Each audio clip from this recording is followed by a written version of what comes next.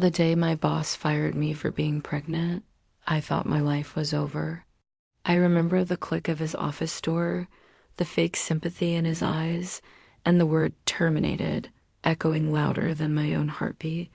I was the sole provider for my home, the one who stayed late, who skipped lunches, who thought loyalty was a shield. That morning, I walked in believing I was finally getting a promotion. That afternoon, I walked out carrying a cardboard box and a secret growing inside me. I didn't know it yet, but that day, something else woke up too. It was the part of me that was tired of being afraid and ready to fight back. I just couldn't see it yet. At work, I was the dependable one. Our office was a humming open plan box, ringing phones, glowing screens, and keyboards tapping long after sunset. And I was always there. First one in, last one out, answering emails at midnight from my couch, my dinner cold beside me. My boss loved to call me his rock, the one he could count on when everyone else was too soft.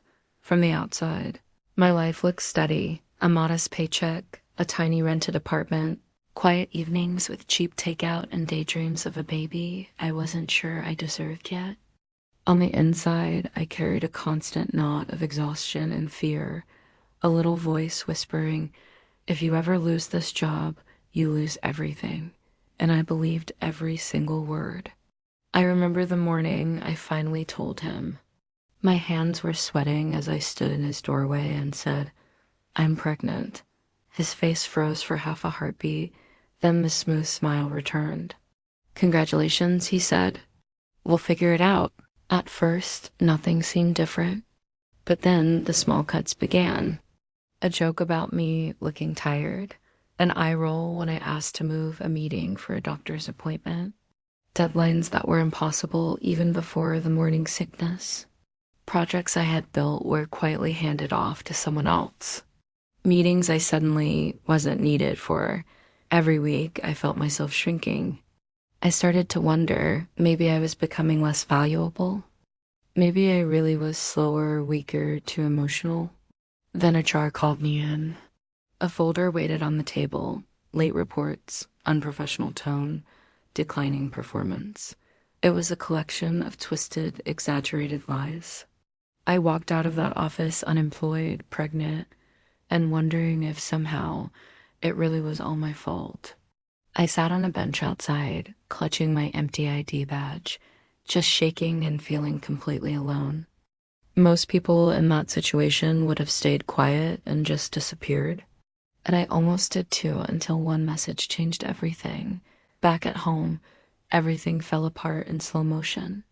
I'd lie awake at 3 in the morning doing silent math, rent, food, doctor visits, baby clothes I couldn't afford yet. Shame pressed on my chest like a physical weight. Maybe I should have worked harder. Maybe I shouldn't have gotten pregnant at all. One night, feeling desperate, I typed pregnancy discrimination into the search bar. Page after page of stories appeared, women in different countries, different jobs, all being punished for the same miracle. Suddenly, this wasn't just bad luck. It was a pattern. Then a notification popped up on my phone. A former coworker had seen my vague looking for new opportunities post. "Are you okay?" she wrote. "He did the same thing to me when I got pregnant." Her message opened a door. And then there were more women. I realized my silence was the very thing that kept him safe. My silence protected him. The real turning point wasn't some dramatic movie scene. It was just me at my kitchen table, 8 months pregnant, staring at a pile of unpaid bills. Final notices. I felt my baby kick while my eyes burned with tears, and a thought came that scared me more than anything else. Fear had already taken so much from me. How much more was I willing to give it? That night, I posted anonymously in an online support group for working mothers. I was expecting sympathy, maybe some kind words. Instead, I got a message from an older woman named Maria. She worked with a legal aid clinic. Her words were calm, steady, and they hit me like a lightning bolt. "You are not powerless. What he did may be illegal. Document everything. You're not alone. For the first time, I felt something stronger than shame. It was anger, but with a direction, a purpose. I started digging out old emails praising my work, performance reviews from just months before, late night messages he had sent demanding more from me. I gathered testimonies from the other women, collecting names, dates, and patterns. I wasn't just preparing to confront my boss. I was preparing to expose an entire system that had protected him for years. Soon, everyone was going to see who he really was. The day of the meeting, I didn't walk into that building alone. Maria was there, steady at my side, and with me were two former coworkers who had finally found the courage to speak up. The HR department was expecting another quiet, emotional woman, ready to accept a small settlement and disappear. Instead, we laid folders on the table, timelines, emails, performance reviews that went from outstanding to suddenly failing the exact moment our pregnancies were announced. Maria spoke clearly and calmly. This is not one person's complaint. This is a clear pattern of discrimination. In that moment, I understood the real lesson. Strength isn't about carrying your pain in silence. True strength is saying, this was wrong.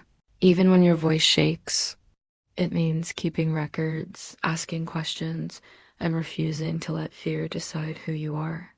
My boss could take my job, but he never had the power to decide my worth.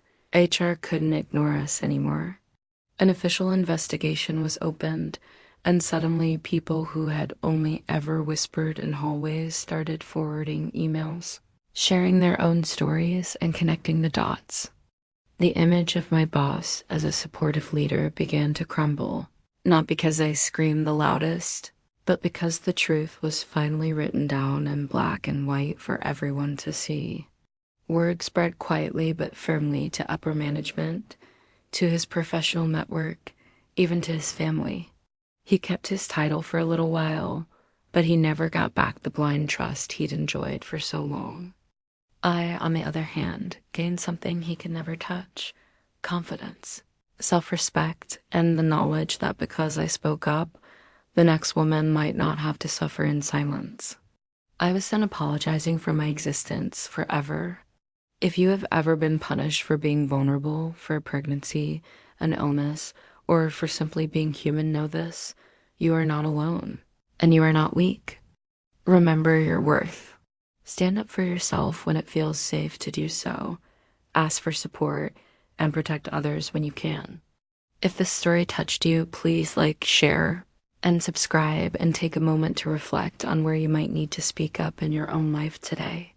Thanks for watching.